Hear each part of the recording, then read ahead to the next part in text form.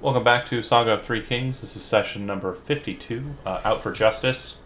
Last session, the group made it to the town of Banser, hometown of Rooklyn the Knight. They were met by his warm house and his delightful parents, who have offered them a room for the evening. As they are intent on acquiring a ship and making their way across Cloudy Lake to the North Shores, just south of the Hamstring Hills, so that they can attempt to climb the rocky shores there up to Calorith's lair. They have sought to acquire a fishing boat from a friend of Rooklyn's father, and a friend of Rooklyn apparently, Mr. Cloud Racer, who has agreed to let them borrow his, or to ride on his boat tomorrow, as a favor was pulled in from Rooklyn's father. Cloudy Lake shouldn't be too hard a chore to cross, but as they were heading back to the to Rooklyn's household, a stranger was seen entering into the town, just near where they were located. The individual, per your sight right now, Rooklyn, and wink, wink, nudge, nudge, hint, hint. You would see that this individual is about 3 or maybe 4 feet tall, drawn up cloak, looks to be kind of just moving quietly into the town, not trying to draw any attention to oneself. But Kate, your character would see that there are 2 individuals present. One you recognize as a local of the town who you have met before, an individual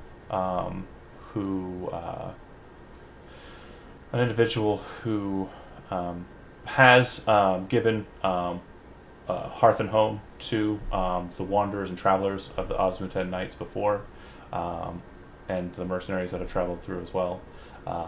A humble villager who does most of the busy work of the government structure, and you know his wife is a very prominent member of the logging community in the town of Banser. Standing next to him is another person you would recognize, an individual known as the Defender of Bansor, a knight known as Rooklyn. You would know that he is not a member of the Osmuten, but he is a kind of vigilante who worships a foreign god that you're not familiar with. Definitely not Gemwich. He is pretty. He's got a pretty good reputation going about him. Brooklyn, go ahead and describe, or Brent, go ahead and describe Brooklyn for us. Right now, that armor, I'm guessing, is like a silver color because you said it was shiny at one point. So he's about 6 foot tall, give or take, with 1 scar across his right eye, and he's got really shiny silver armor on. It's dented up from the many, many hits he's taken, like many, many hits. And he's got his pretty, shield and his beautiful sword, and it is like the main thing. Like all his armor is really like run down kind of at this point, but the sword is pristine, like beautiful. And that's really it. His hair's got a little longer, so it's probably like right at shoulder length now. Yeah, and he's a half orc. His dad, the guy with him, is a human, and the mother that I mentioned, the logger, she's an orc. Just so you're aware, old caveat of orcs being bad and evil and always fighting the towns, not so true in this neck of the woods. They're typically mercenary type folk who aren't kill on sight or anything but crazy like that. Just make sure that's clear. But yeah, you see them too, and they're kind of looking over at you as you're entering the town, Kate.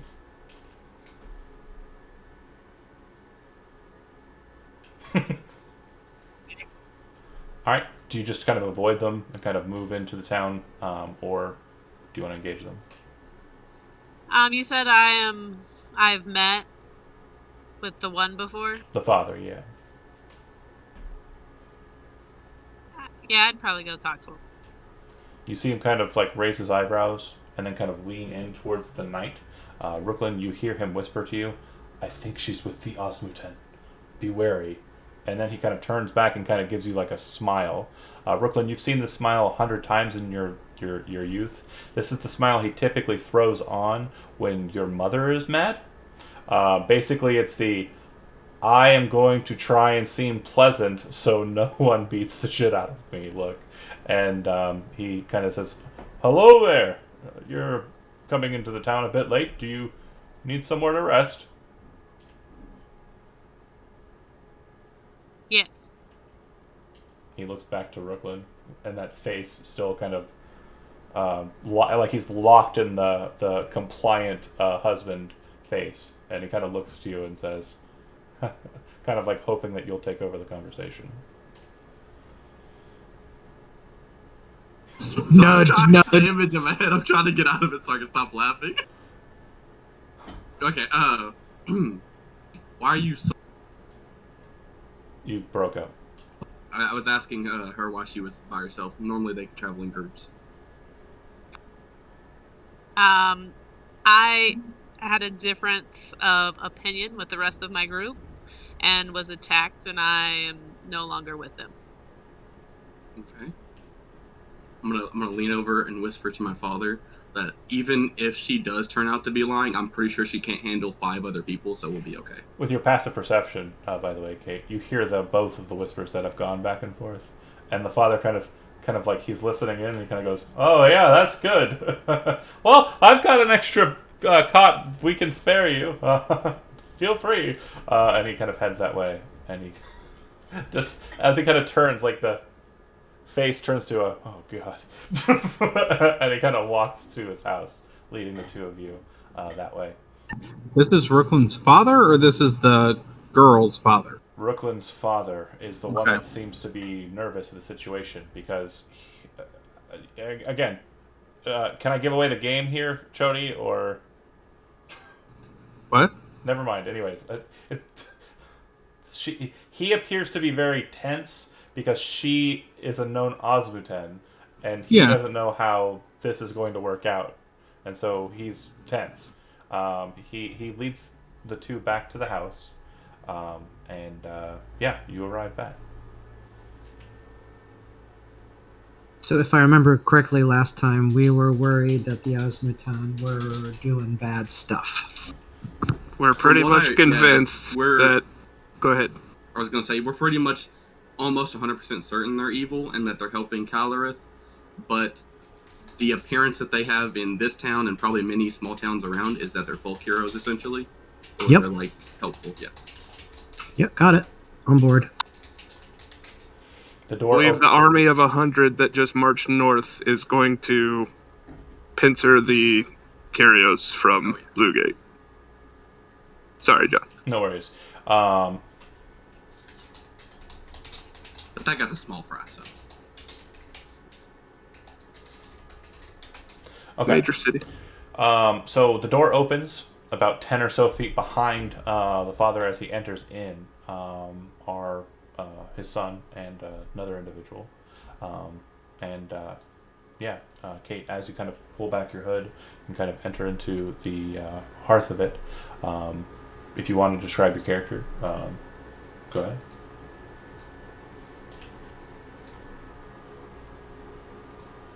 Wow, I forgot all about If not, I got a pretty short description too I can throw out if you Go want. ahead.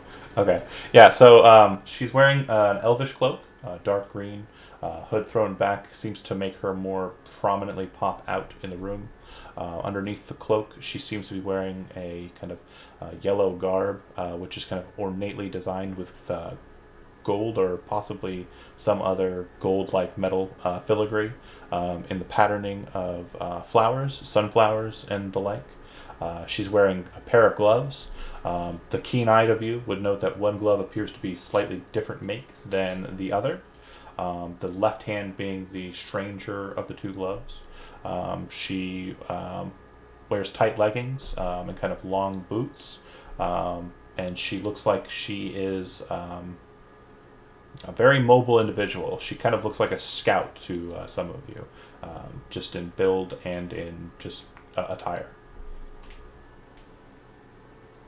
What about those glasses that Vincent's wearing? Oh, I'm not with you, actually. I'm back at home with your mom. Yeah, we're no, at that's what they just arrived. That's where yeah, they we just arrived. arrived home. Oh, okay. Yeah. Yep. They just brought her in. Yeah. So you would see them, and the spectacles would tell you that the cloak is distorting reality around her. You recognize the charm as being an elvish charm, a cloak of elven kind. You know that if she pulls the hood up, the charm will actually kind of activate and make her harder to see to people who aren't wearing spectacles. Shambles is here with me, right? Or Yeah. is he? Shambles didn't leave. Yeah, I let him know what's going on before even, and I tell him, hey, this is what seems to be going on right now. She seems to be one of the bad guys, and for some reason she was invited here to stay by the father with us being here.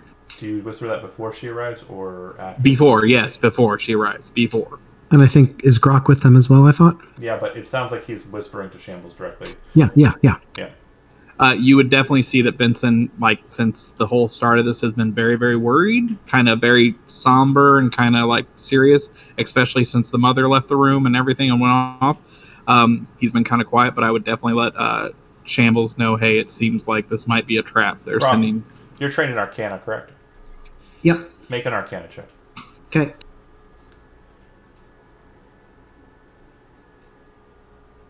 $25. It's not hard for you to recognize.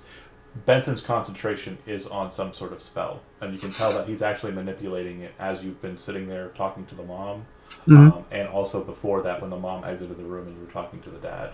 You don't know when a spell was cast, you didn't see that happen, but you can definitely tell that there's concentration happening here. Mm-hmm. I wouldn't be able to tell the nature of the magic, like the school or anything. Okay. No, because you didn't see it get cast. You just Got it. You can kind of tell, like, when someone's, like, moving the furniture, but he's not. He seems to be doing something. You're just not sure what. Cool. But anyways, the stranger enters in, and the mother, who's sitting in the room with you, looks to her husband and says, "Oh, more guests." And she kind of shakes her head, looking at him, and he says, "What? Brooklyn said it was fine." And she says, "I'm gonna go and clean up after the tea. You can handle everyone's arrangements. I'll be heading to bed for sure this time." She goes back into the back, and you can see her from the front room. She appears to be tidying up. That said, the father looks over to you and says, "I forgot your name," he says to Kay's character. Darna. That's right. You've stayed here before, haven't you? Again, so real quick for the way the nature of this game works. If I say something and it's kind of open-ended, if you make something up in response, as long as it's not, "Yeah, I'm actually the ruler of the universe," or something crazy, I don't mind improv. We're okay with it. But obviously, there will be a no situation if it's too eccentric. But for the most part, I'm going to be like, yeah, I will agree and go with that. I mean, Chody said, "I'm a really known mage, so people would know me," and people keep on going, "You're the Hand of Mudas." And it's been amazing. So whatever you want to Sure. be the case, that'd be fine. I believe I might have stayed here a while back. Yeah, I remember. You and a couple of other folks. But we don't have much in the way of food to offer you. He gestures over to the turtle. So Andy, real quick, describe your character. Yep. So you see before you a 6 foot, around 500-pound turtle-like creature. He says, "I am Grok, Sentinel of Uru. Pleased to meet you." And hold on, let me see if I can't do handouties. Characters, player characters. You can see that my background image is my character. So that's Grok. He's kind of sitting over in the corner. And then Chody, describe your character. I am the D&D, the DM from the cartoon of Dungeons & Dragons. He's a halfling. He doesn't have hair that long or braided. Right, yeah, but it's kind of. I mean, he's It's kind of very looking close. at her like that when he comes in. He's like, Give it I an don't evil trust eye. her. Yeah. I Sid- always forget that your staff has an actual hand on it. yeah. Yeah, no, absolutely. It never comes up.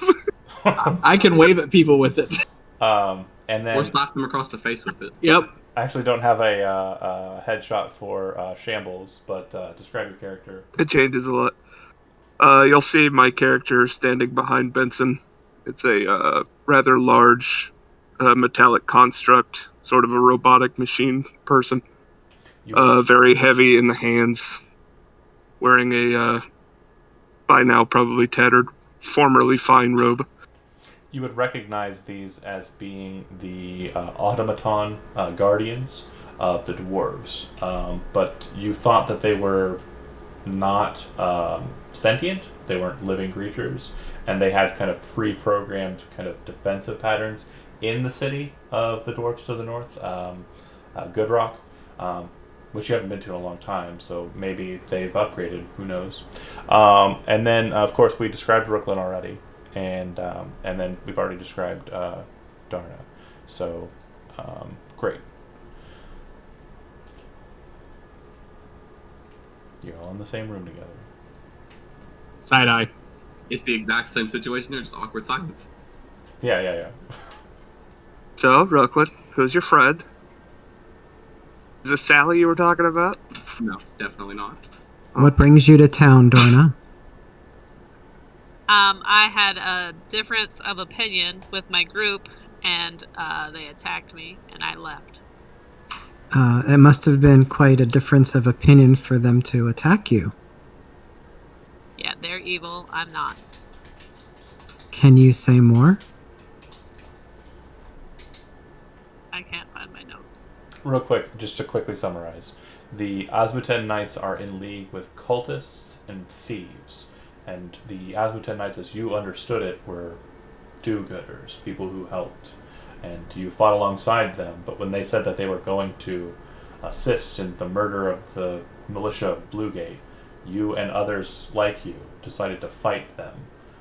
Yours were defeated, and only you survived to escape, because the rest of your number were cut down. I just said all that. Okay, when you say all that, you see Grok visibly relax. He says, "We too are enemies of Calareth and those who would want to bring back Ashmedea." How did you escape a full platoon of knights? You're very fast. I'm fast, I'm athletic, and I have this awesome cloak that makes me almost invisible. Good. I mean, she had the cloak up, and I saw her just fine, so... Because I wanted you to see. Yeah, thank you. Shambles like, hey, I was wanting to not like her, but you're making it hard not to because of your opposition. Everybody's playing for second base now. Okay, look, Brooklyn is very bad at dealing with people. It's literally my best personality trait. That's why I don't talk often to strangers. But your father kind of looks to you all. You're not going to break out into combat or anything, right? He says to Brooklyn. Not to my knowledge. But loud enough for anybody to hear. I know Chodi's not sitting there right now, but also loud enough for the Hand of Mudis to hear. He kind of gives his own retort of a glary eye and says, "Please don't break anything." And then he heads away. I don't have to break anything. So just to make sure I cover that one more time since Chodi's here, the master of the household, Brooklyn's father, says, "You aren't going to fight or anything, are you?" And then kind of gives the Hand of Mudis like a glare back and says, "Okay, well then I'll leave you to sleep. There's some bedrolls," and he heads on after his wife. The two of them stand and talk in the kitchen in whispers for a time. But what you missed, Chodi, is Darna just explained that she and a couple of others in the Osmuten Knights didn't like the way it was going, fought... Yeah, I heard that part. Yeah, okay, great. I would definitely still be wary, I should say. Fair. Y'all can do with the bedrolls. I'm going to my bedroom. How many in your Asmutin order? How many were like-minded to you? You can make up whatever number you like, so long as it's not a majority. 100 was the total number of the knights. There was like 13 of us. Any idea about the other 12? They're dead. They didn't make it. Your opinion of the other 87? They are very bad. Very, very bad. Do you think you were Works for me. followed? I know I wasn't.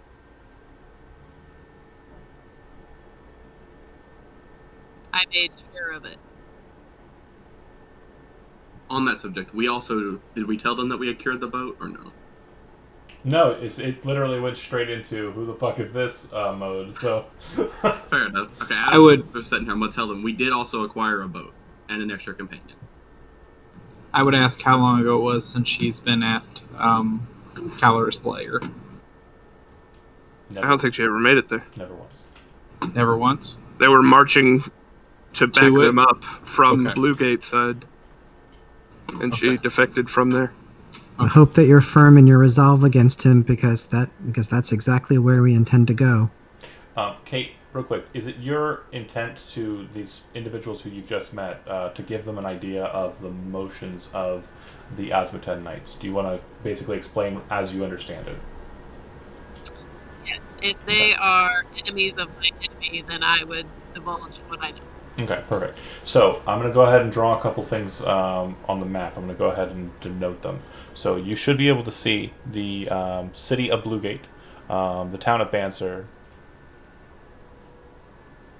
and the marking of Calor's Lair. So, about 6 days ago, you and the Asmatan Knights were traveling north up to Bluegate. When you arrived there, by that point, the militia had already left, and your group was determined on joining the force. Your thought on the process was, we're going to be joining the militia and backing them up against the cultists. You were made aware that that wasn't the case outside of Bluegate, in the area south of there, which is kind of a bridgy, kind of cliffy area. The road is very hard to traverse, very single file when it comes to military movements. And your group was trying to use bottlenecks to your advantage, but unfortunately they used rocks above your group's head to their advantage. Good plans by all. Your group that you left, the Osmatan, continued south on this road here. Your understanding is that they are going to attack on the back line of a force that's being attacked from the front by Calor's force there. And from what you were also told and were made to understand, a force coming from Barod through the Hamstring Hills is going to attack them as well in a third front down from the mountains, and basically create a situation where the only exit for them will be jumping into the Cloudy Lake off of a 50-foot cliff. A really great strategy. Too bad it's being used for ill.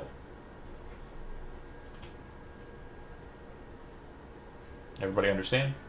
Wait, one more time. What force is coming from Caloreth's up north and east? Calor's force, apparently a host of cultists and bandits, are coming from Calor's lair. A host of the dragon spawn and cultists are coming from Barod through the Hamstring Hills and descending upon the road. And then the Asmatan Knights are coming from behind, out of Bluegate. You'd also know, from what you understand, the Asmatan Knights were allowed to do this because they had made a deal with a bandit group in Bluegate known as the Men of Faith. So, all in all, a big screwing of the Lord of Bluegate, the Kyrios of Bluegate, in this whole matter. They definitely want that guy dead. But yeah, they would explain to you, are you, the group on the other side of the table, not Kate's side of the table, is your plan going to be brought, and I only need one of you to say yes, is your plan being brought out onto the table for Darna to hear? Yes. Okay. Shambles basically explains that the reason why we secured a ship, as Rooklyn had pointed out, is because we intend to take the boat across the Cloudy Lake to the base of Calor's lair, ascend the rocky cliffs up to the lair, enter it, and assassinate the cultist leader. Failing that, Attempt. we would like to No. also attempt to recover the Kyrios. That is much less likely of the two things that we're aiming to attempt. But first and foremost, we're going after Calareth in his lair.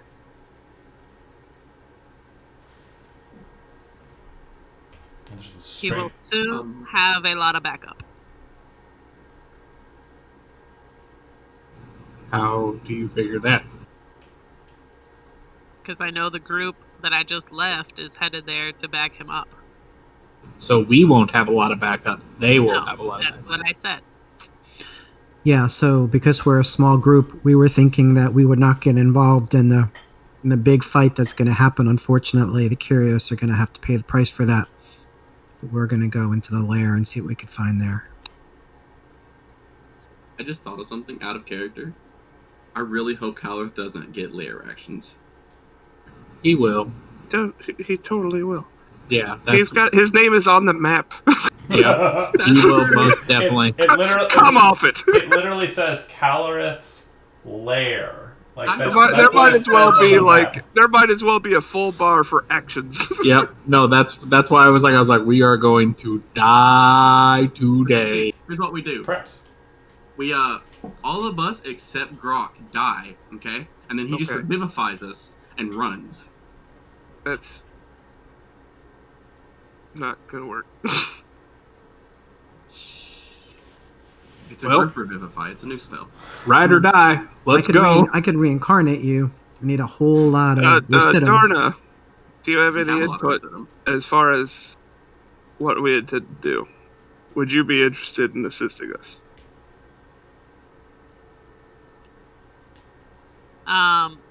I am definitely looking for a good fight. That is something I enjoy. Suicide missions, however, are not something that I enjoy. So do we believe this is a suicide mission? Show of hands? I don't know. We're hoping not. At least I'm gonna say it's like a. You got hung, Jerry. I'm gonna say it's a 50-50 at this point. We got like a 50% chance of actually killing him and just being heroes, and a 50% chance of just dying. Okay, we're gonna need Jeremy to come back from his vacation. I'd love to hear any. We could be heroes, but it's just gonna be for one more day after this. Sorry, what was that? The worst thing we could do at this moment is nothing. The Kyrios is in danger. There's a lot of things happening. We should take action to, utilize what's going on out there. Yeah, I mean, this might be our best chance of getting him at least in a 1v, how many ever situation, instead of us having to fight through all his hordes of army, like dragons and cultists and everything. Real quick, everyone make a history or perception check, depending on what you choose. Out of the way. We'll, wow, okay. There it is. Team Mudis is definitely fucking failure. 19 for me? 29 I think is the only one that's good on there. No, 19. Sad. So, Grok, as you're kind of sitting there and everyone's talking and looking at the map, and you're listening to this is the time to act, you're looking at the map and you're realizing something. Calareth made a play on Mount Rubii. Calareth has taken Barad. Calareth has the Hamstring Hills. Calareth is taking Bluegate. It's not a situation where he's doing these things all happen chancely. He is taking the entire northwest coast of the Mudis region. Right. And you're starting to see that.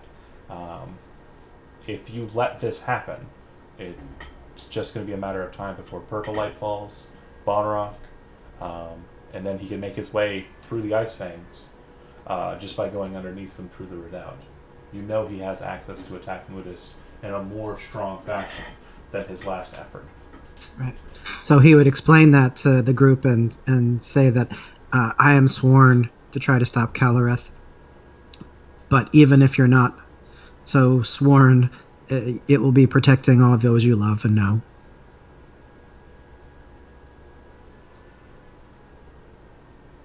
I'm down then. Somebody's got to fight for the small guy. I still feel like the better option is to try to recover the Kyrios and get him out of that battle. But I mean, even if we recover again, him, he'll be going home to nothing, essentially. Yes, he has technical power, but the Men of Faith have already taken over pretty much everything in that town. And the only people left are the people that can't really fight. So they're not going to be of any use to him, even if they try to stage an uprising against the Men of Faith, who also have been backed by the Asmatan, as stated by Darna. So it's kind of a lose-lose situation for that guy. And inspiration, right? That was really fucking perfect. Yeah, I mean, I agree, and I think that putting ourselves in the middle of that 3-point pincer attack is probably not a great idea. Even if we're on a boat, didn't we just hear that they had rocks to drop onto somebody? They could happen chancingly drop that on us and just sink us. And there goes our whole backup. Oh, they're on cliffs is what they meant. Yeah. Oh, okay, gotcha. The road on that coast is on a cliff. Yeah. You're gonna high ground. You're gonna have some Princess Bridian kind of climbing efforts to get to Kellerit's lair. So That will be no problem. she's like, I got this. Yeah. And another thing to remind you of, just because Jeremy isn't here doesn't mean his character doesn't exist. You would know that Raya was left in Bluegate, and there's something going on there. So, Is it bad that the only thing that bothers me about this whole thing is that all of us will die and Jeremy will live? That is the only thing that bothers me. you know, I was hoping you wouldn't catch on to my plan, but I'm like, God dang it, man. Well, I mean, You're just gonna have date night with Jeremy every Sunday while the rest of us are out. Yep. Shambles technically won't die. He'll just respawn in another body. yeah, Shambles will be there. And if Grok dies, the wing will resurrect him, which Yeah. he'll probably end up dying again, but he'll get at least a second chance. These are all true facts. The only two people that really lose in this fight, if Grok happens to get out after getting resurrected, is Brooklyn and Benson. They're the only two that don't have a backup resurrection plan. Anyway, Darna, the idea is we get into the lair, take out Caloreth, or impede him as greatly as possible, and get out with our lives. Possibly destroying like something important inside for the rituals would be good too if we can't find him. Oh, Sounds when like a we plan. see it.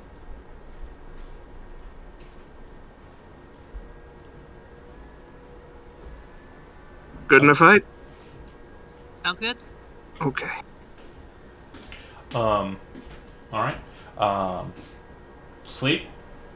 Yes. Okay. You wake early in the morning. Brooklyn is. I would cast Tiny Hut before we go to sleep around my group at least. You're fine. No, You I'm wiener. scared. Okay. I fit in a tiny hut. He. I don't think he's including you in his group yet. I know. Nope. But I'm tiny. He has to choose for you to be in there, so you're sleeping on the outside of the bubble, because Chody is in full jerk mode. I know. I don't Would that count trust to her. me too, since I went to my room? It's so adorable. Like when you really like somebody, you know, you're totally mean to them. It's like that whole kindergarten trope. Anyway, so tiny hut, inside of the house. You all sleep. You are awakened early in the morning by Brooklyn, who is thrashing people awake. He's already adorned in his full plate armor. He's ready to go. I'm assuming Shambles would be up as well. Yep. Darna, you're probably the most tired of the group, as you had a pretty eventful yesterday. So as Brooklyn's kind of waking you, do you react in any negative way, or just kind of, oh, okay? I would probably warn him to not do that. Never touch me. Well, you gotta get up somehow. I can't let you sleep here all day or you'll be useless. If you lot head out, some of you We got a boat to catch. We can't grumpier go than sassing the new guy every 10 minutes. you move out. There's a bit of a fog on Banser, and you can see that the ship up ahead appears to be just a simple kind of, well, it's actually a pretty decent sized, it's near galleon sized ship, but it is a fishing vessel. You can see the old gentleman you met with, Mr. Cloud Rider, a Cloud Racer rather, there. No, it is Rider. I'm dumb. And a woman standing with him. The woman in question has a battle axe on her belt, a shield, a wooden kite shield on her back, a kind of loose metal armor. She's blonde hair, just kind of moving a bit in the wind. And she kind of looks over to Brooklyn with a smile and says, "Oh, hey, There you are. I thought you'd left town for a little bit. No. This place has been swarming with troglodytes up to the north, and some folks have fallen prey to them. Especially some folks who've been moving out of Bluegate. Do you know what's going on up there? It's a big, big mess. Like, huge. You hear a, "Hey, you two, get on deck," as his father kind of looks over at you two, and then looks over to everyone else. Climb on board. The crew's basically ready to push off whenever you're ready. And from what I understand, we're heading straight across to the other coast and then traveling up north until we find what you're looking for. Alright. Okay. He moves over to the deck and he says, "I know I spoke to you about a half an hour ago, everyone. This is your last chance. This is a favor I'm putting in for something I owe a person. And it sounds like it's going to be a risky situation. So if you don't want to stay on board the vessel, now's the time to leave. But if you do stay, 25 gold pieces in your purse after the completion of the mission." And they all kind of go, "Okay, yeah, we're staying. Fucking great money." And they all kind of nod. And they push off. I'd like everyone, with the exception of Shambles, to go ahead and make a Constitution saving throw.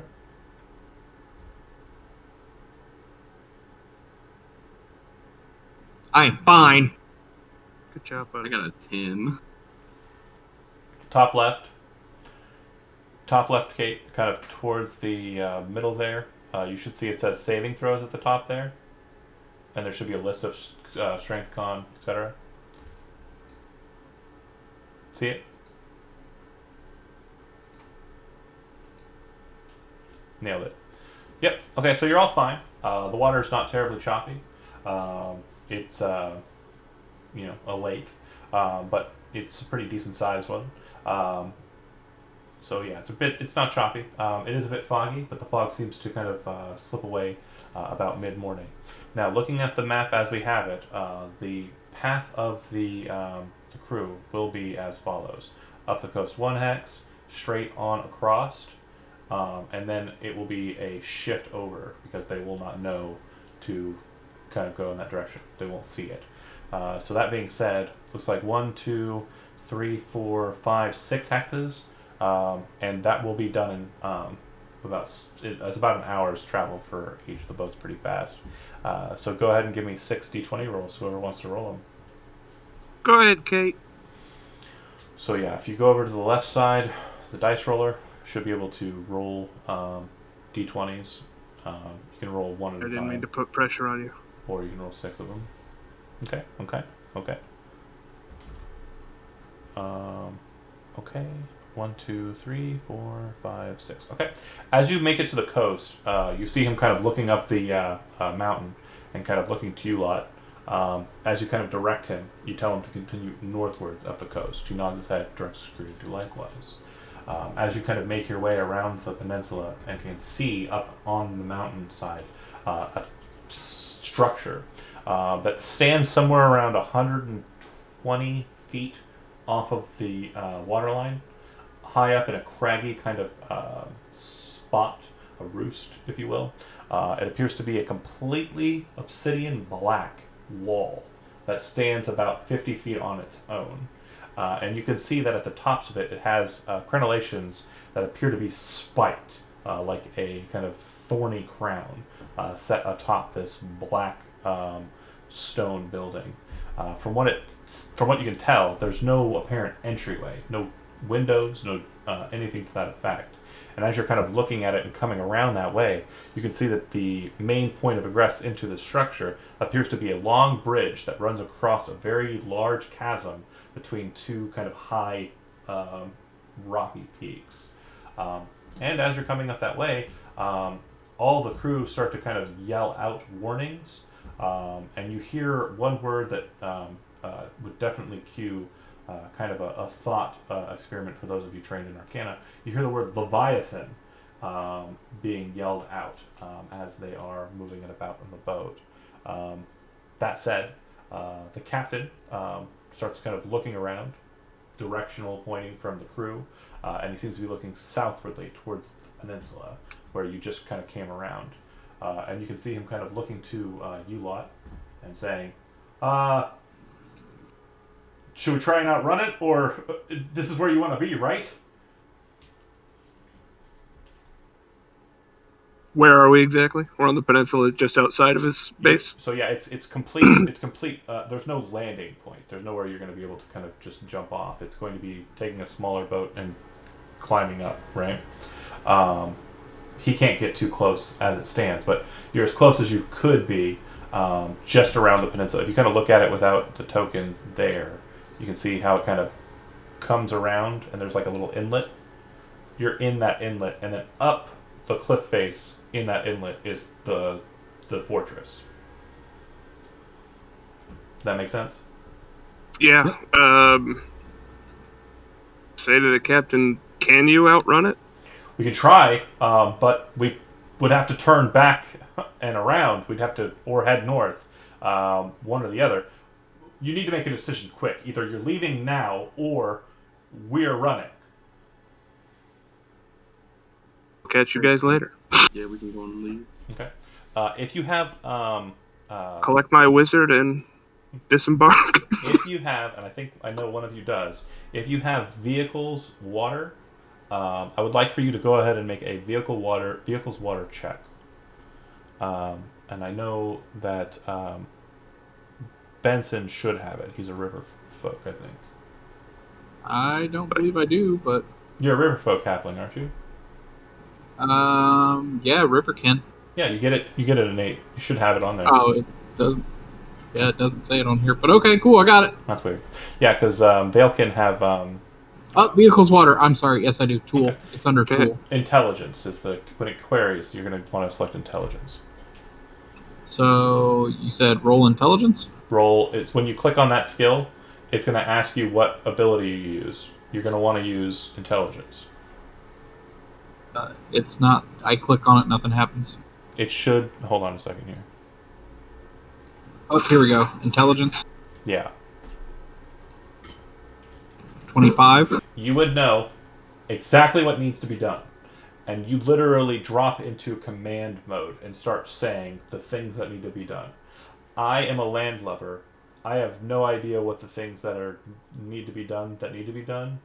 And I'm pretty sure you probably don't either, unless you're a kayaker and I missed it. Or something to that effect. Bro!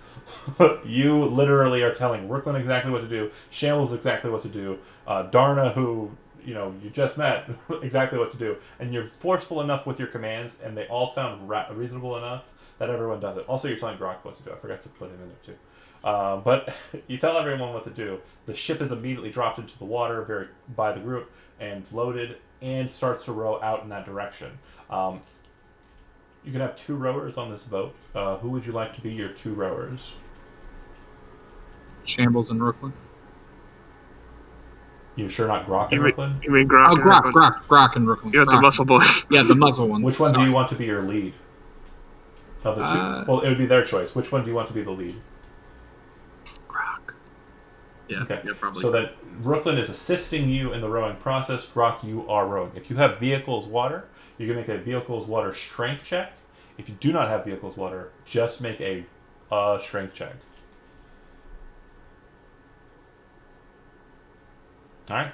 You move quickly, and you feel like you're moving at a quick enough pace to get away from the boat in a quick fashion. You watch as the boat kind of heads off in that direction, and what you all see kind of coming out in the water, out and around, appears to be this kind of jutting of water that kind of seems to be screeing upwards, kind of like a wall of water. It seems to be kind of shaping around the peninsula. As the ship sees that, you can hear like bells ringing, and you can see the crew kind of getting like onto their own kind of oars and the like, and trying to move the ship faster. Well, they don't have oars; it's galleon. Trying to get the ship to move faster by tacking harder into the wind, etc. And it starts to go, and then you watch the wall of water kind of snake around and kind of head in that direction. From your vantage point, you're not able to see much about what's in the water underneath that wall of water, but whatever is moving is causing a lot of pressure in the water it's cutting through to cause it to shoot up like that. And it seems that the wall of water chases off after your boat. It doesn't take a genius to realize that thing's going to catch up with them, no problem. You make it to the cliff face. The boat kind of docks up against it. You can feel the water kind of pushing you against the rocks, but you've done so in such a fashion that it's not slamming into them. There's climbable rock present in front of you, and it seems that you have made it to a point where you would be rising up to the cliff face on the opposite side of the bridge from the fortress.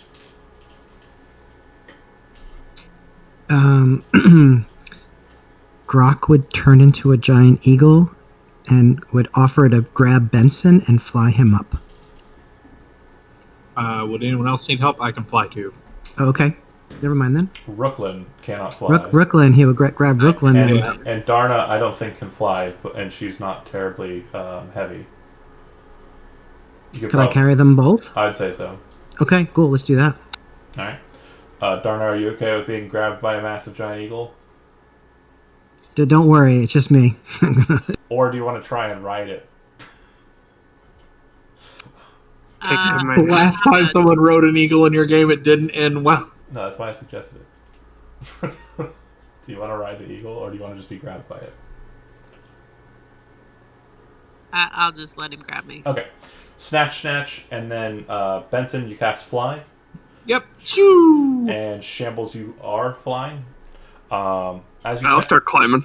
As you kind of go up, you watch as the rowboat kind of drifts off the side of the coast and kind of then comes back harshly. When it hits, you can notice that it's a couple more times like that. It probably will not be a secure retreat. As you start to ascend, you kind of look back down in that direction, and probably, I would say, about 500 to 600 feet, you see a massive coiling serpent come up out of the water and slam its body down on the center of the ship. As it does so, you watch its hull kind of breach a bit, and then the snake kind of drag backwards into the water.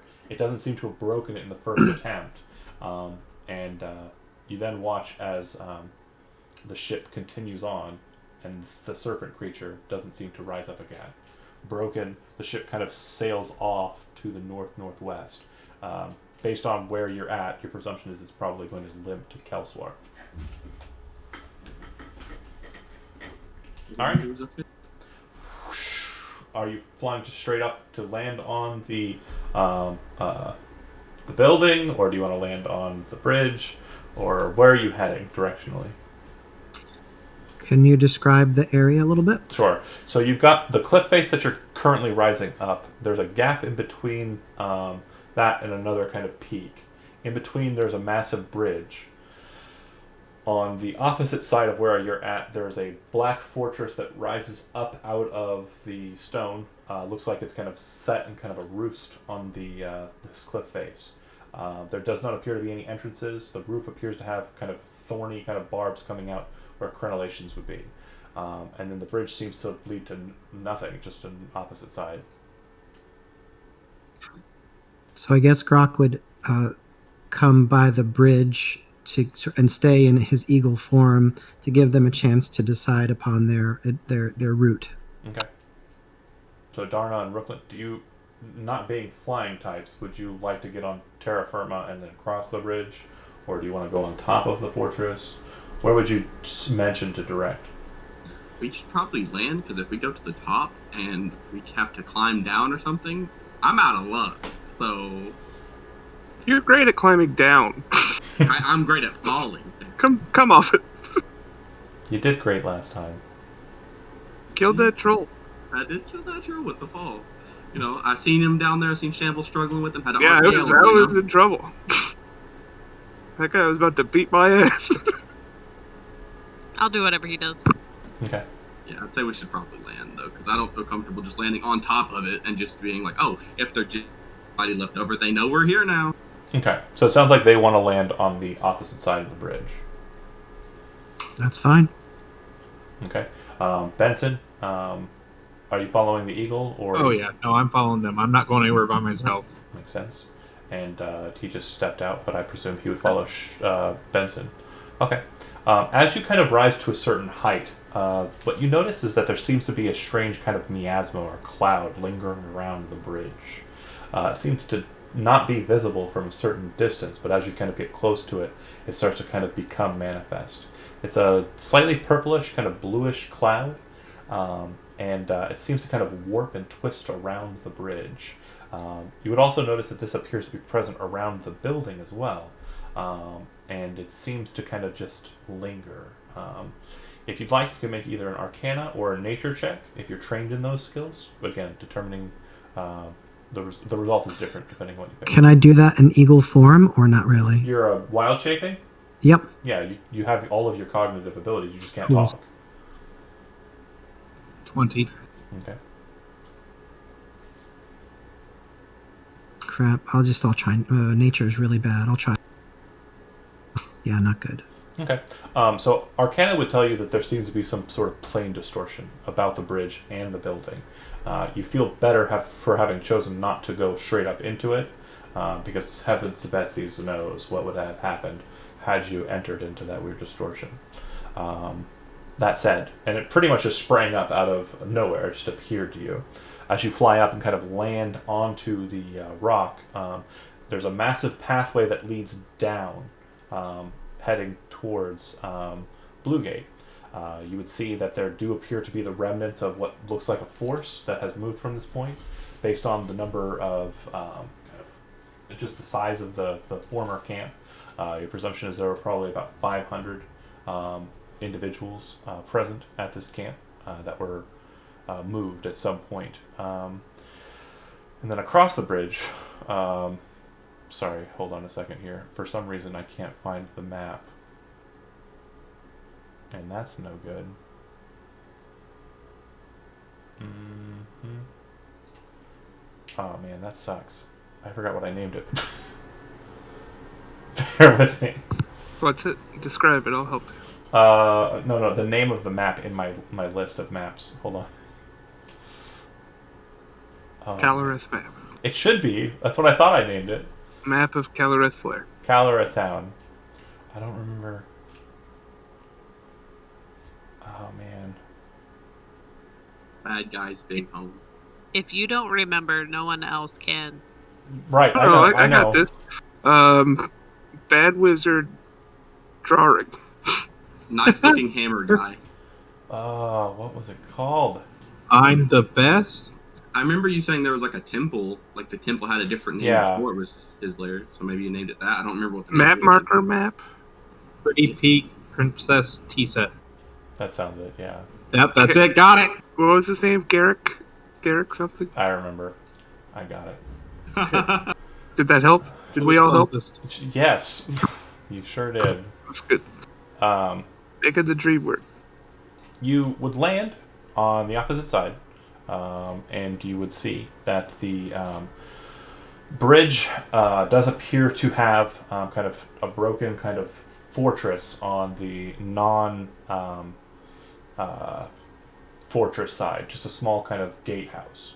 And the bridge seems to kind of extend across this broken chasm. There does appear to be a single tower that kind of comes up, not a very large one, comes up along the left side of the tower.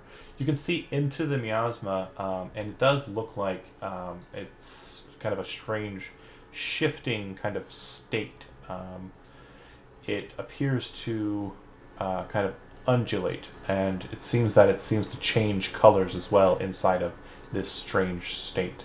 And from what you can tell too, it seems to have kind of like the colors are muted. Like it feels like there's kind of like a shadow present throughout this space. I'm going to go ahead and draw you out onto the map, and you can kind of see what I'm talking about. And I'll get you a giant eagle if you want to remain in that form. We got another bridge fight. I remember the last bridge fight. Bridge fights are good. Especially if it shambles, it gets knocked off, and not me, because he can fly. I forget. Honestly, I forgot that was even a bridge fight. That was a really good bridge fight for me. I'm sorry it didn't go well for you. No, I wasn't talking about that bridge fight. I was talking about the one above Bluegate when we met the angel chick for the first time. Yeah, when She almost knocked you off, and you're like, okay, and you just flew back up. This is a spooky place.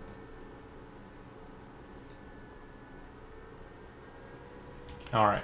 So, agreed, it is spooky. You would also see that there are motes of kind of stone or crystal that kind of float inside of the miasma that were not visible in the real space vision of the bridge. You can see that a couple of these chunks have kind of dashed into the bridge. And from what you can tell, the chunks of stone that are floating, this is the main key indicator for Benson. They are solid residuum, similar in kind to the crystals that were placed around the sealed goddess. Oh man. How long did it take us to fly up here? 5 minutes. Okay, so I still have 5 minutes of flying. Does it look like the miasma continues up, or does it Actually, look like... no, 2 minutes. 2 minutes. Okay. So it seems to be like from the outside, kind of looking on the outside, the miasma appears to be kind of clouding the bridge about 20 or 30, 40 feet down, and kind of rising above it about 40 feet. And it seems to have kind of like a 40-foot bubble around the fortress on the opposite side. I point this out to everybody and make sure they all know what it looks like.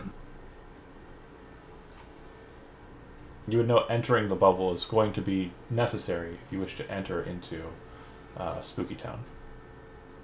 Yeah.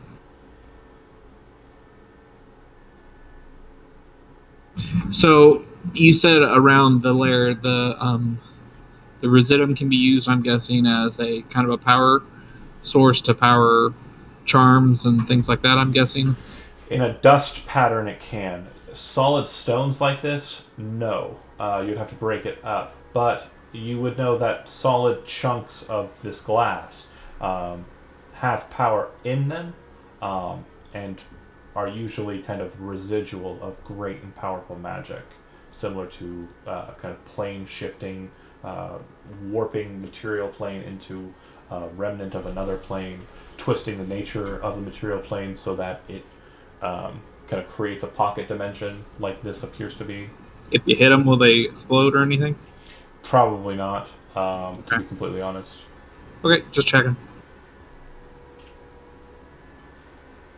Well, forward and ahead, I guess. Okay. Nothing dangerous about this? Oh, I didn't say that. Alright. Is this a magic you can dispel? I think this is honestly too big for me. Am I right, John, in the fact of thinking there's no way I could do this without finding, one, the source of it, and it's kind of too big for what I can do from here? 100% correct.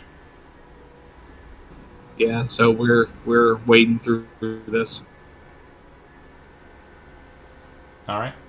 So, as you kind of make your way out into the bridge, you kind of come to the point where you can see these strange kind of statues kind of shunted outwards. They appear to have coiling horns that kind of wrap around the guard. I am flying still, just a heads up. Okay. That have guardrail, or kind of wrapped around the guardrail, and are kind of facing outwards. On the interior, you can see that there are plaques that have a dragon's head kind of centered in the plaque, and there are lists of names on both of the plaques. None of the names seems to draw like any kind of recognition, but it seems to be some sort of memoriam for these individuals. You would note then, too, as you're kind of looking over those names and kind of looking onward, you'd see a flash of purple energy, muted in color, across the bridge in between the two large kind of horns on the opposite side. You'd see a man with long kind of dark hair appear, reddish armor, the symbol of the cult of Ashmedea on his chest, a strange set of goggles over his eyes, and a massive hammer with a dragon's head, which seems to be placed behind him, settled on the ground. He looks to you as you appear, or as he appears, and says, "Interesting.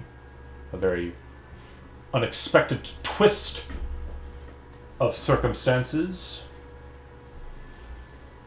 It is not Calareth, right? It is very It is much Calareth. Okay, that's what I didn't know. Okay. Brock would just say, "You bastard, we're here."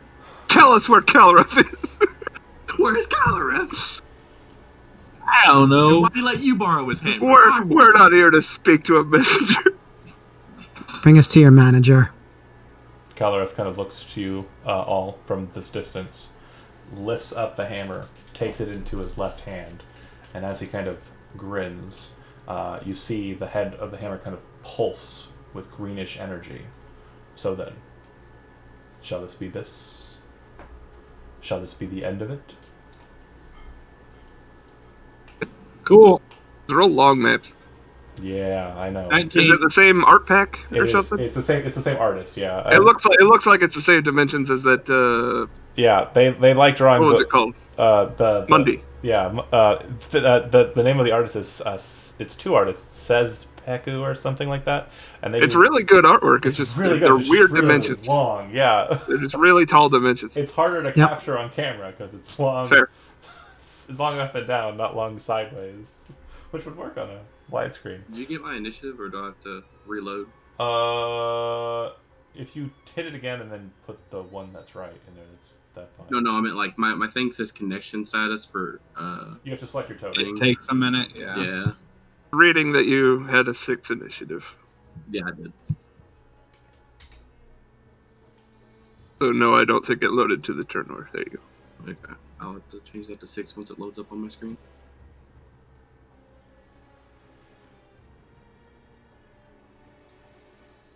All right.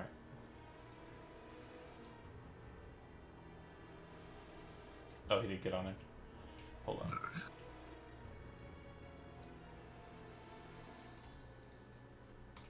Oh, that's a distance. Thank you. Oh yeah, it is not a short one. He will have time to prep.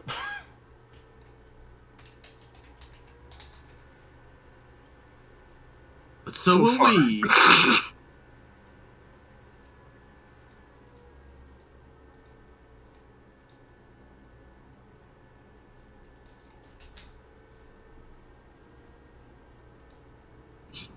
So do you guys want me to start casting teleportation circle now? Is that what we're doing? Is that how this is working? No. Just show Oh. up, let him know we know where he lives, like ding dong ditch him. Haha, know your house, bro. I'll be real, I thought there was going to be a lot more stealthing in this. Shambles opens his chest cavity, pulls out a bag, and throws it. Someone lights it from a fireball, lights it, and it lands on his doorstep. It's a Got bag you. of dog shit. Got him. I could have done that session 1. Let's get out of here. All right, so initiative 20. Shambles, you would go first.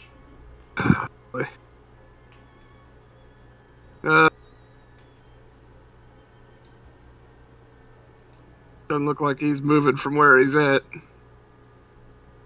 No need. No need, huh? Well, I might as well conserve my energy. I'm just gonna walk my standard. Man, that's so far away. That's ridiculously far away. Hang on, let me make sure I got the distance right. Okay, that one. And, yeah, we're gonna take this nice and slow. I'll just take the dodge action.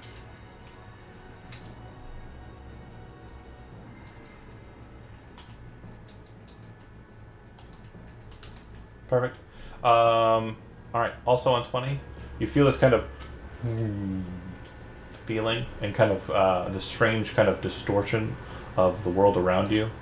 You then watch as everything kind of shifts to kind of a green-colored state, and you can see that there's giant skeletons and other skeletons inside of the crystals.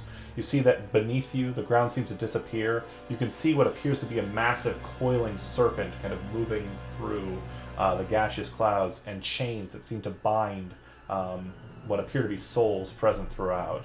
Calorith kind of holds the hammer and kind of twists it so that the dragon head kind of faces you, and you can see that the eyes, glowing bright red in this weird green state, kind of just have this strange, eerie, kind of orangey kind of glow to them. And he grins. Chota, you're up. I'm gonna move up about 15 feet, and then also go up as well, though. So that's why I'm not moving my full amount. Okay. So I'm gonna say 20 feet and up about 10. Okay. Yeah, just keep your altitude keyed in your mind, so when I ask it, you know it. Perfect. And any actions? I am going to. Actually, you know what? I'm going to double move, but just go forward again and there. So I'm at 10 feet, but I moved forward. Okay.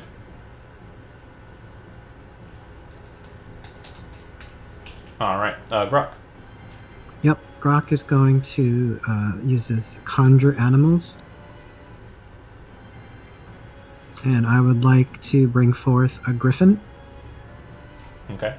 Do you have that as a option to pull or no? I do. Okay. Let's see if I could do it. I just left click it and pull it? Left and drag, yeah. Oh, there we go. You should be able to manipulate it. Yeah, I can. Great.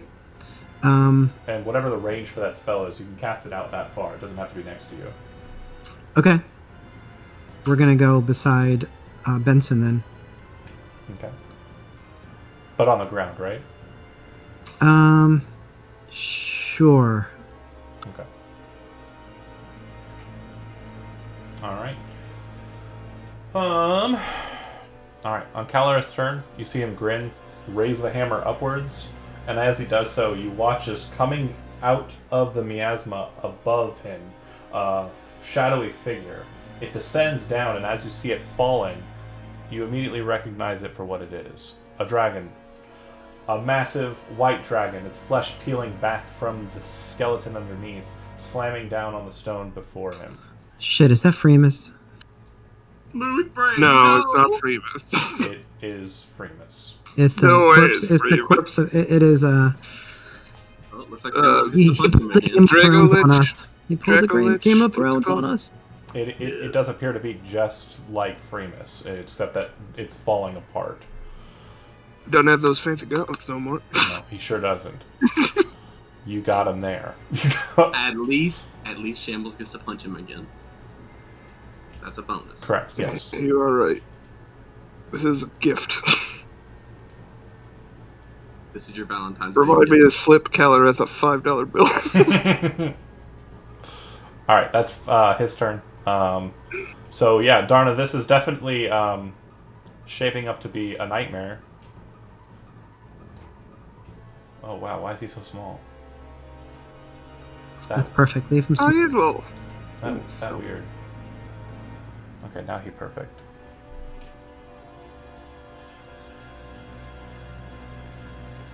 Alright. What would you like to do on your turn, Kate? I want to move, but I don't want to go ahead of the griffin. So how do I know how far to move? You have a speed of 55. You can make it to the back of the griffin, no problem. There's You got 55 speed too. Good job. there's Yeah, I'm quick. two ways. Right. Two I ways. want to go to the right of the griffin. Okay. Yeah, you could. Your limit would be here. So yeah, you can go pretty much anywhere they're in. Okay. She rushes over in that direction. All right. Quietly. No one hears me.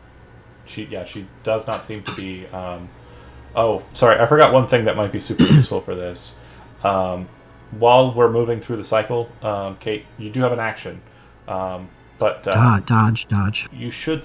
Yeah, you do want to dodge if you can. But I was gonna say there is a feature that you have, being a type of halfling that you are, called silent speech. Take a look at that and just make sure you understand how that works.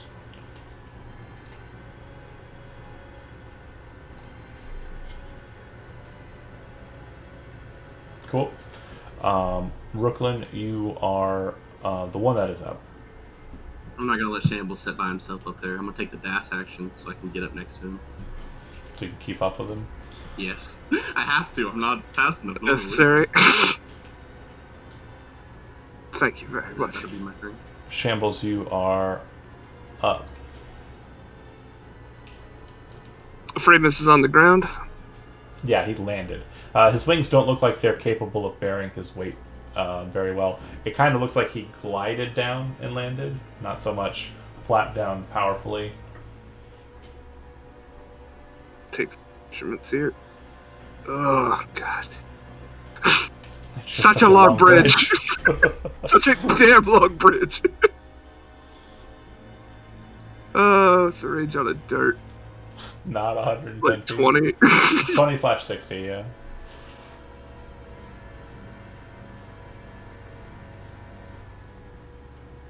All right. You know what? No, I'm not letting you win this. I'm gonna take it nice and easy, and move another 55 feet up. I'm gonna take the dodge action right there. All right. Hey, John. Yeah. I rolled initiative for the Griffin, and it passed me by, which is fine. So let's just say it takes the dodge action. Well, I was gonna say for griffins, do they change the way that summon, or is it an old summon conjure animals? I don't know. It is an older summon. It's from Player's Handbook. Yeah, we'll just go with that then. So yeah. Okay. Dodge action. Did it move at all or no? No, it stayed in place. Okay. And it fell right into exactly where it needed to be. So perfect. So Shambles, you fly out. All right, go ahead and cycle down to your next person. But before that, on 20, that kind of strange energy pulse kind of boom happens again. You watch as the dragon kind of seems to be emboldened by this weird pulse, and it's kind of like someone coming up from behind you who's like a real creeper, and you know that they are, like breathing on the back of your neck, like. Yeah, if Chody were to breathe on the back of your neck, it's a kind of weird, just kind of perversion. It feels like this weird cascade coming through the miasma is not good. It's not a good thing. It doesn't do anything to anyone. Bearing down on all of us? Everyone, yeah. It seems to be a layer effect. What? There's those? You called it. Chody, you are the one that is up. I will give you a free religion check if you'd like to make one to kind of decipher what's happening with that. 23. You would know that the effect is a bleeding effect. In the negative space, in negative energy spaces, negative wounds are exacerbated, and creatures that are wounded are healed. So whenever that pulse happens, if you've been wounded since the last time it happened, you will take damage. If the creature that you're about to fight, being an undead creature, is wounded since the last time it happens, it will regain hit points. Oh boy. So basically it's going to heal itself every round. That's what we're doing. It has an effective regeneration, and if you take damage between pulses, you will take more damage when it pulses. That sounds amazing. Yeah, This it's is really like cool. For them. This is It's a an really amazing cool choice. Layer effect. That changes what I want to do then. Dang it. I'm going to move up some more. And then everybody else doing, I'll take dodge as well. So Okay. I'm still 10 feet up, but I'm trying to dodge like Levi. Okay. A Garok. Grok is going to move up. Mhm. 5, 10, 15, 20, 25, 30, 35, 30. And let's see. There's not a whole lot I can do here, so I am going to take the dodge action. Okay. You hear a voice from behind the meat of the dragon kind of yell out, "You're all so wary! What? You have the insolence to walk up that mountain, but not to be ready to combat me if I were here." You see him mount the dragon, raise his hammer up into the air, and grin. He is now on Dragonback. Darna.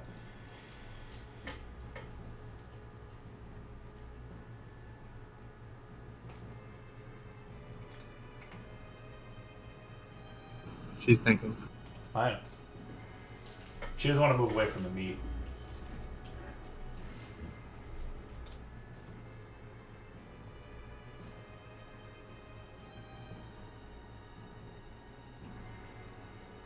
You're muted if you're trying to say something to me. Yeah, you're muted. I hit your button. I'm trying to figure out how to, actually do things.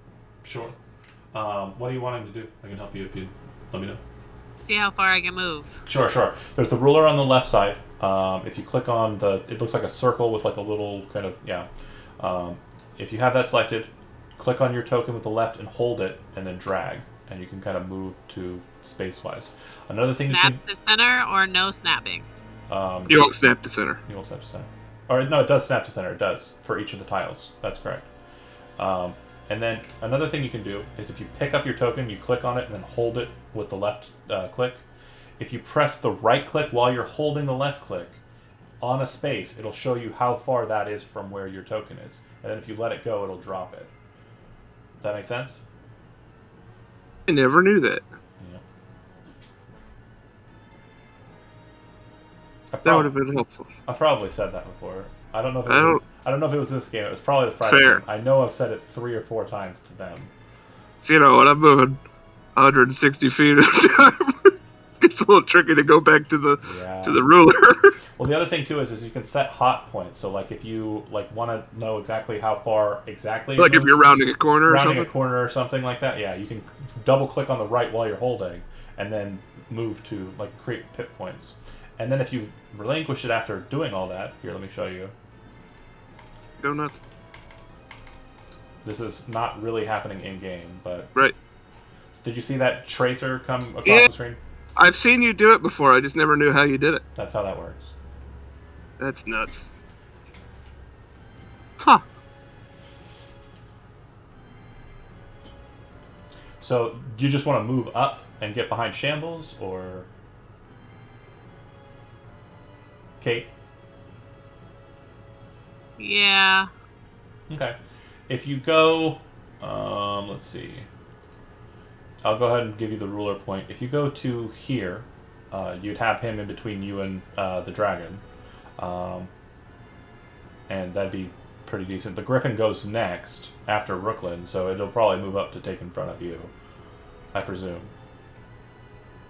It will. Perfect. And then I'm dodging or whatever. Yep, dodge is good. Brooklyn, you're up. Dash and you keep up. Yeah. Don't know what I'm dodging, but I'm dodging. I'm gonna be in the fight eventually, okay? If the creature about being ready. Yeah, if the creature breathes, you'll have advantage on dexterity saving throws, if that's what it's trying to get you to do. Griffin.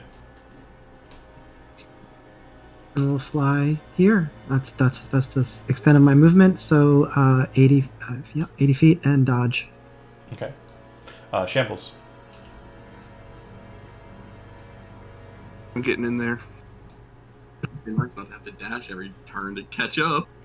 Well, get faster. Be a monk. It's amazing. Sounds like it. Hardback, are you in there? You moron, can you hear me? My brain is not smooth. It replies. Primus. Service leads to slavery, you idiot. My brain not smooth. Not buying it. Just I wouldn't be able to reach Calareth from here, right? If he's up on top of him. Yeah, he is up on top of him. Do you have any extra movement or no? That was 55. Okay, I didn't know. I don't feel like dashing. Yeah, for larger creatures, it's something we haven't covered very often, but you can attempt to climb on top of him. Not right this second. Yeah, I'm just gonna wail on old Freemus here, for old time's sake. I'm gonna spend a key point. We're going Sophia's Sword for a couple's attacks. 20 and a 13. Okay, so it's actually 30 and a 60. You have advantage against this creature. Okay. Alright, so go ahead and give me damage on the... Does the 16 hit or not? Crit. Double check. Yes, the 16 will hit. And there was something special about Sophia's Sword on crits, wasn't there? Yeah, it's an extra d12. It should pop. No, it doesn't. I was double checking. But yeah, it should be a d12. It's vicious. Okay, I'm not sure how to set that. I can do it real quick. Thank you very much. 16 for the second attack. Okay. Which is super.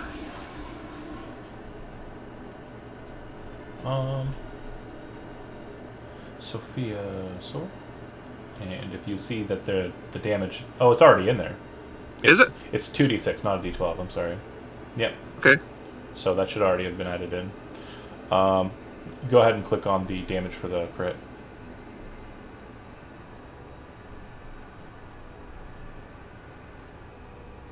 Oh, I see what it's doing. That's weird. Okay. It's actually not in there. Okay. Let me try one more time. Take your time. Yeah, that's super weird. Because normally if you put something in the crit section, it'll still add the normal crit roll, but it's assuming that it's just 2 total. It should be 3 total. Yep. Okay, go ahead and click that damage now. Look at that. Wow. That can't be. You rolled 3 6s on that, yeah. So, 9... Wait, I hit him! 12, 16, 16 plus... can you add it up for me? Because I... Yeah, 16, 27, 6, 33, 49 total. Well done. I can yell off random numbers too. Good hit, man. You notice as you strike it... Somebody double check. I'm pretty sure the total of the 3 is 49. You notice as you strike it, it's wary, and it seems to be kind of cautiously awaiting you. You attack it, and it kind of recoils backwards. You then see Kalar at the top kind of raise the mace higher, and the dragon's head kind of turn and look back at him. The mace glows kind of bright white, and he says, "Do not," to the dragon. In Draconic, if you speak. Don't. None of my business. On 20, you watch as the creature's wound that you just kind of punctured into the side of the I'm still going. Oh, sorry, that's the first attack, or second That was the attack. first 2 attacks. Go, go, go. I'm going Flurry of Blows. I already spent the 1 key point. Let's give him 2 monk unarmed attacks. Are these all with advantage? Just the first itinerary.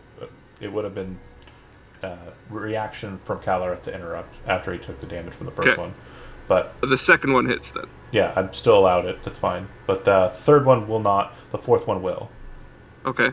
I am going to give him... He's probably going to save it since he's a dragon. But the open hand technique, dexterity save, or be knocked prone on a flurry of blow strike. Okay. With another 11 damage brings him to 60. Okay. I will immediately pass that. Okay. I will elect to pass that. And then minus 12 more.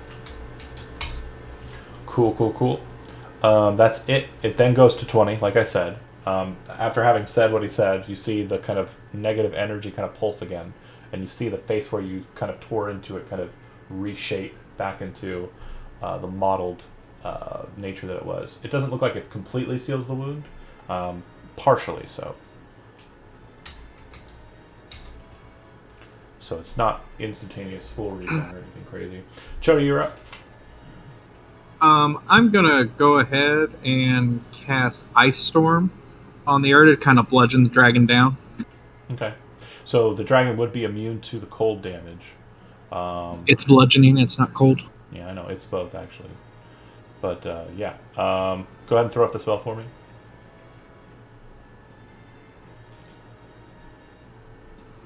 Ice Storm. Oh, you just want the... Spell description, yeah. There you go. So it's a 20-foot area, and 40-foot high cylinder. Okay. So it would hit Kalareth as well. Yep.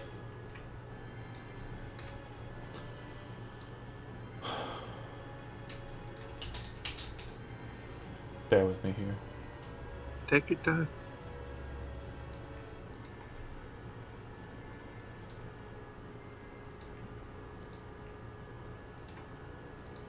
I'm really hoping to be able to do as much damage as Shambles someday. I don't know how that calculated that way. But it isn't undead, so I can use Divine's my undead version, so that's gonna be fun.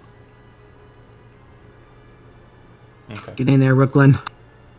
Eventually, once I catch up to everybody else. Kalareth will It's a long bridge, man.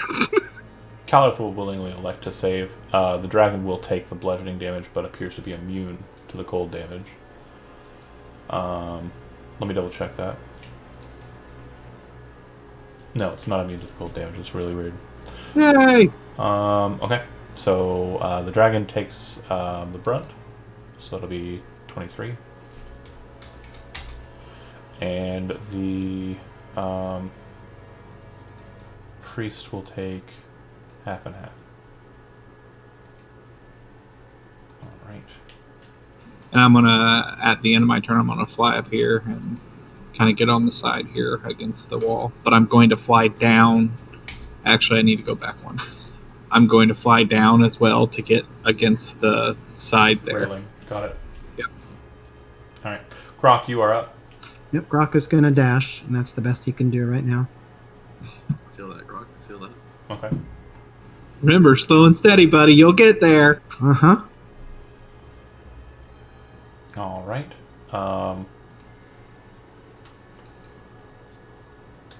Okay. So Calareth will raise his hammer and bring it to bear against Shambles.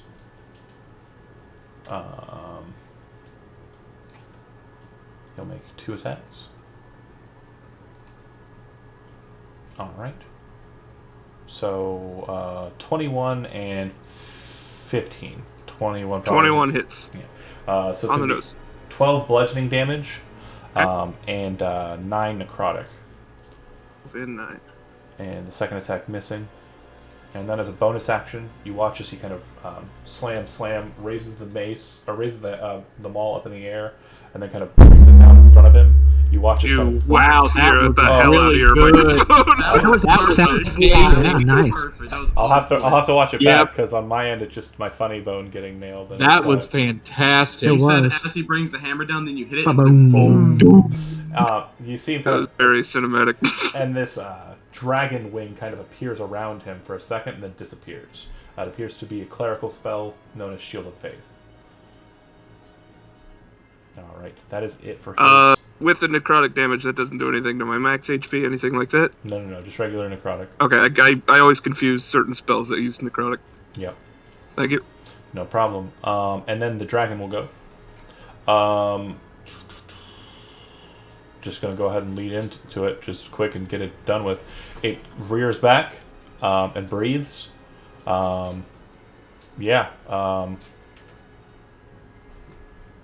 If you are on the bridge and are not are behind Rooklyn, you're fine. But if you are before then, you will be taking and making a dexterity saving throw on this one. And it's cold damage, right? Maybe. I just didn't know if You're my behind me. dragon Good stuff damage. helped me out at all. Yeah. I'm like the ending You'll point in it. You'll So- see a difference in the nature of the breath, but yeah, you're in it. So everything behind you, Rooklyn, is fine, but you're not. You need to make your save. 19. Okay. And Shambles, you got 18. Yes. Okay, so failure. You'll be taking half. Grok, you fail, or the Griffin failed. Will take all, and Rooklyn, you are succeeding, so you'll take half. So it's a total of 61 points of damage. 33 of that is necrotic, and the rest is cold. 61 total. Griffin's That hurts. gone. Oh, 61 is the total before halving. 61 is the total before having, and then Okay, thank you. having it. So yeah, I gave the respective. Is that 30 or 32? Sorry. It'll be rounded down, 30. Thank you. and then Rooklyn, you take 30 as well, and yeah, the Griffin's gone. All right, that's it for its initiative. Would you That kindly? griffin was really helpful. It got you up there. Wait, no, it didn't. That wasn't him. That was Giant Eagle Man. Yep. Fort Griffin. Fair enough. I know. I knew him too. Zach, would you kindly roll me a d6? A D6. Don't do a 6. I might. All right, Darna, you are up.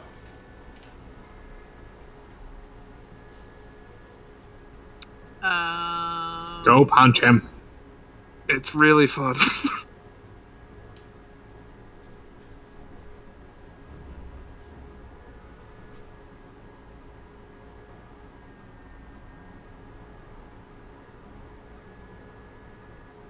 What kind of monk is she? Would she have Step of the Wind as well?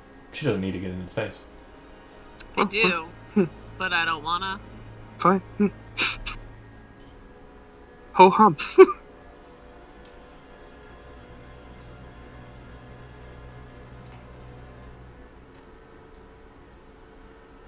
I would say if I think I know what you're doing, you'd probably want to move to like here-ish, and then barrage from there, kind of, or on the other side because it looks like it's broken. Now that I see it, I'd say move like here, and then throw your barrage at it from there.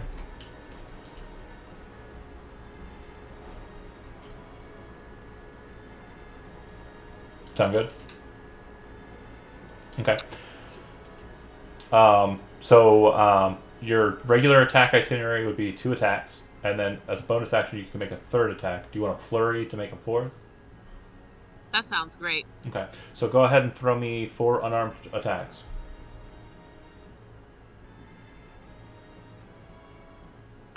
That's unarmed defense. Yeah, it What should do be I the, do it should be now? the first one. It says unarmed defense. No. Up in the top middle, you should see it says like initiative, right? And then right below that, there should be a list of attacks. You should see unarmed strike as the first Okay. one. Click it 4 times. And are you attacking the dragon or the rider? Dragon. Okay.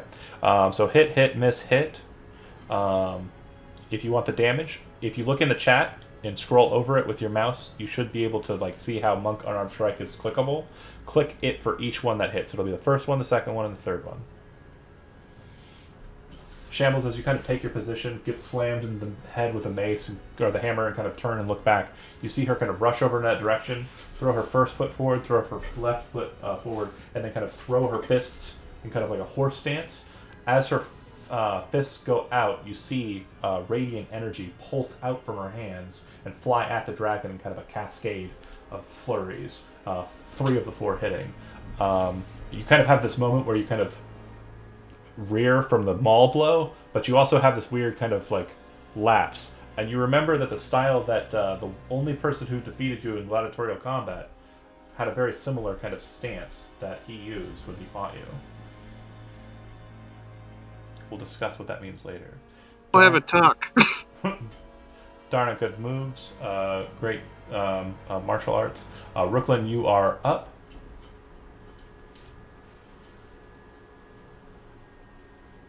Just gonna move up next to her, I guess. Okay. And then as my action, I'm gonna activate Aura of Vitality. Okay. I'll put it in there. Yep. So an aura of holy radiance kind of emanates. When it first bursts, you can kind of see tracers of feathers kind of burst out from him as it activates to its distance. It's kind of a warm, hearthy area, and it seems that the energy that he's emitting kind of distorts the green discoloration of this realm and makes it look more normal around him. The radius of it is 30 feet, correct? 30 feet as centered on me. Okay, so at current he has a yellow bubble on him. That is his paladin's aura. And we're going to go ahead and set the second aura on him, which will be kind of a reddy kind of aura, or like orangey. We'll go orange, 30 feet. Perfect. Awesome. And with my bonus action, I'm going to heal Shambles for 2d6. Alright, Shambles regain the hit points. There's And am supposed I... to be Go 2 ahead. circles around him because I only see 1. Let me make It sure. probably just roll 20 lagging a little bit. Line did that a minute No, ago. I think I didn't mark it as visible. Hold on. Gotcha. 30-foot radius. Yep. I see Okay. it. Oh yeah, you did call it orange too. Yeah. Inv- Alright, so Rooklyn done. Shambles up. Back looking. Pretty beat up, but like, you know, not dead. Oh, well, I mean, Gross. yeah, dead. Gross. Kind of dead. The Radiance seems to be pretty effective against him. Okay. I'm gonna use some movement, hop up on top of him. Okay. Go ahead You and know. make either Strength Athletics or Dexterity Acrobatics. Go acrobatics for that one. 23. Okay, success. I would say that you'd probably be getting up onto him kind of mid-quadrant, behind the wing, kind of near where the rider is located. Closer there. Yeah, that's about right. Okay. That's fine. And I'm going to give Calareth a couple swings. Okay. All right. Go ahead and make your attacks. 23 and 29. Okay. He's going to use his reaction to cause the first attack to go into Hornbeck instead. Cool. And then the second attack will hit him. Pals for life. All right. This one for Hordbeck is That's 14. right there. And one for Calareth is 9. Smart. And spending a key point for another 2 unarmed strikes. These are both going into Hornbeck. Okay. You'll note that when Calareth takes the blow, you can see that his heavy armor kind of shunts it a bit. You remember this from the last time you fought him. He's very good at manipulating him positionally to make the armor take it instead of him. To tell a secret, I wasn't present when I fought him last time, so this is kind of my first. Shambles would know this. Yes. Yes. Beat the crap out of my dragon. Doing it. Oh, heavens. Ooh, heavens of Betsy. You hate to see it. Love to see it. Well, that's in some terrible rolls. 12, 14. Could have been better. You rolled 3 6s on the... Oh, that's not... That is... It should have been 2 6s, right? Should have been a total of 3d6 on the crit damage. Oh, That's no, unarmed strike. That's unarmed unarmed strike. strike. That's right. It's not Sophia. Okay. Yeah, yeah. Cool. Got it. So. So that's 12 and 9 is another 21, plus the 14. Stop. You watch as you kind of slam into it. It kind of like shunts down. You can see that inside of it, as you're hitting, this kind of swell of cold, like white energy becoming intermixed with negative necrotic energy. And as you kind of slam that last attack in, you watch as it kind of and pulses out. So Darna and Rooklyn, I believe, are the only 2 in range. Go ahead and give me another dexterity saving throw. Oh, did I just squeeze the bellows? You just squeeze the breath out of him. I Man, think you did, yeah. sorry I guys. got a 9, but I'm going to use my inspiration to give myself a 20. 20 will Smart. succeed. And then Darna. Hold on, I have something that might help me. What's You got that? evasion, right? Is it evasion? Yes. Yeah. We know. Yeah, so you're going to be taking half regardless, and if you succeed at the saving throw, you'll take none. So Please. So do I still just... you'll make a So you dexterity still saving roll throw. your dexterity saving throw. Yeah. Okay, so you do fail it, so you'll just take half. If you if you succeed, you take 0. You fail, you take half. He's going to be taking full because he's going to be taking half because he succeeded, and is a normal boy, not a cool ass monk like 2/5 of this group. That said, the damage on this one is 54 at max, so it'll be 27 on the halfsies. Terribly sorry. That was not supposed to happen. Any ill effect on the dragon from Oh, it's beat the fuck out of it. getting up inside there? You would know the last time you fought this guy, or fought the dragon, it had the ability to breathe out when it was reduced to half strength. It's bloodied breath. So you would know that Oh, in there somewhere. you would know that you're doing a good job. You're on the upswing. We've crossed the halfway point. That's the one. On 20, you'll watch as, and of course it only triggers once, just in case you're worried, because it is regaining hit points now. Yeah. Darna, Rooklyn, Shambles, each one of you take 10 damage, necrotic. So do I need to mark that somewhere so I know that? No. It's a damage type. I'm only mentioning it because there might be resistances in play. I don't think anyone in the front line has them. I know that Grok can throw up resistances to some effects. I know Benson has some tricks. I'm mostly just doing it because it's... Yeah, but the damage type shouldn't matter to you a lot because you're punchy, wombies, hitty bitties. Honest, hardworking folk. Not That's... necrotic damage is not the same as a poison, right? Right. Well, yeah, it's not, no. Real quick question. So, Aura Vitality requires... Concentration. Yeah, go ahead and throw me a concentration saving throw. Constitution saving throw. You took half, so it'll be 27. Half of 27 is 13, so DC 13. You're 15. good. And then choke. Oh, I need to make one too? I thought you said I was out of it. It's your turn time. Oh, okay. I was like, wait, what? Sorry. Okay. So Shambles is on there with him, right? Correct. I guess the best way to describe it is he's kind of in the partition between like leg and wing and neck, like he's like right in there, and then the rider's like between the wings, kind of behind the wings, and so Okay. they're kind of fighting behind the dragon head. All right, I'm gonna go ahead and magic missile on Caloreth then. Okay, you watch as the spell kind of flies towards him and goes just like the last time you fought him. I hit him last time. Not with magic missile. Are you sure? He has Okay. a ring that blocks magic missiles, or brooch, I think. He has a Okay. brooch. He does have a Your brooch. big bad. Your big bad wears a brooch. He's got a brooch. It's a brooch. Come on. Yeah, brooch of shielding. Okay. It's what connects his cape to his armor. It protects him from magic missile, and he has resistance to force damage. Good thing we Can I didn't play hit his Warlock. brooch? No, it's a magic item. Okay. Do you have book club after this? Bro, come on, you watched Tim and Eric, right? You know, I know what you're referencing, and I hate him. fair enough. Chody done. Yeah, I'm gonna stay where I'm at. Never mind. Not in dragon breath distance. Yes. Fair. Grok. Rock will. Yeah, go ahead. Go ahead. I was just saying you're up. Yeah, thanks. I'll move there, and then we will do fairy fire, Okay. like centered, obviously around the creature. The dragon will fail. Excuse me. And then we'll move back one. The priest will succeed. Okay, dragon's easier to hit. Yeah, he is. I'll put a pink marker on him. He is fairy fired.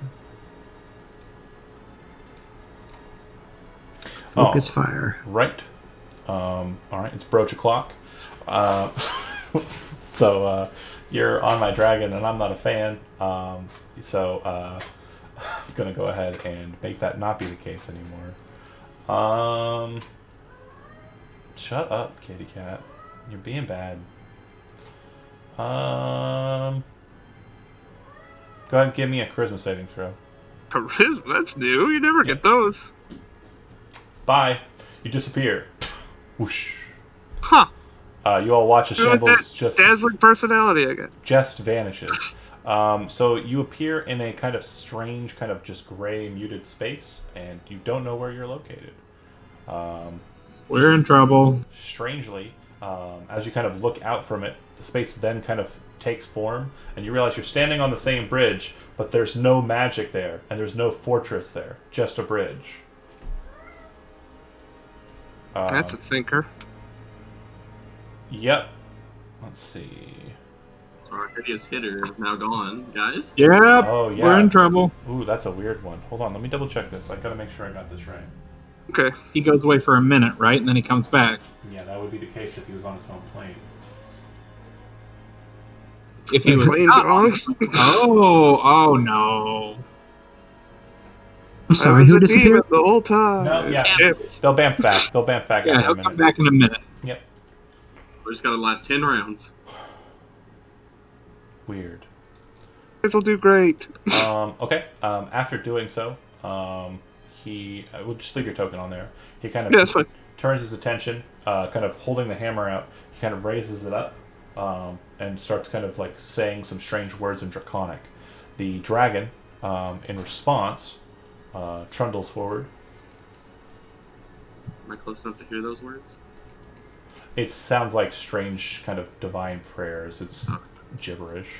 I'm not down with him coming up in our face. That's fair. Phrasing. That said, it's going to go ahead and attack. For my first attack, the two of you need to make wisdom saving throws unless you are immune to the frightened condition. To what? Frightened.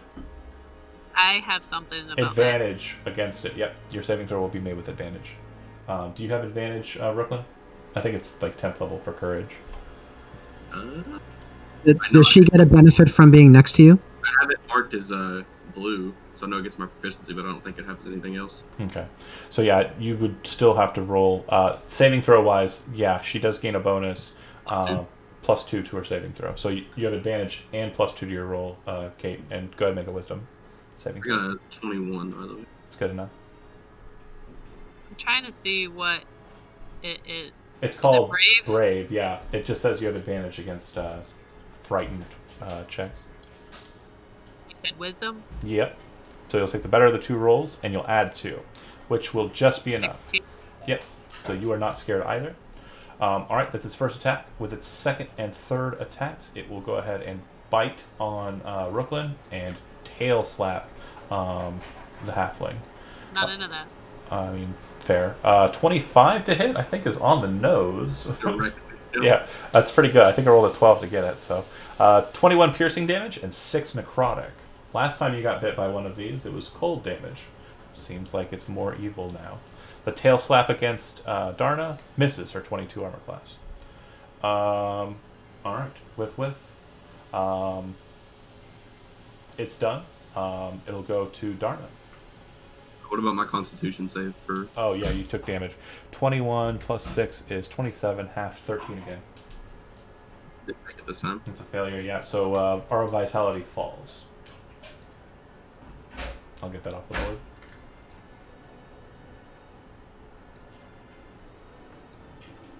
And yeah, Darna, sorry, go ahead.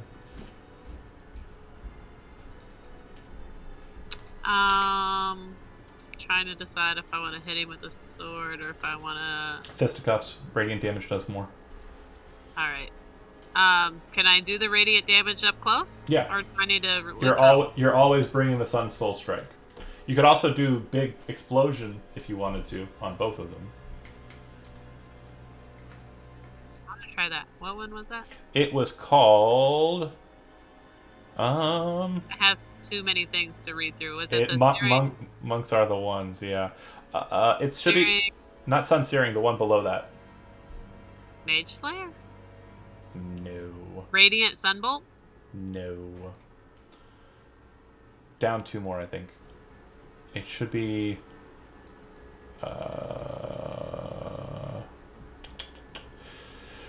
Searing Sunburst. Searing Sunburst. Is that what I said the first time? And You said Searing no? Arc Strike, I thought. No, No. she said burst. Then she was right, and I'm a failure.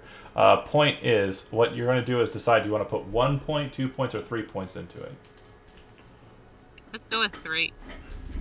Great. Roll 3 6-sided dice.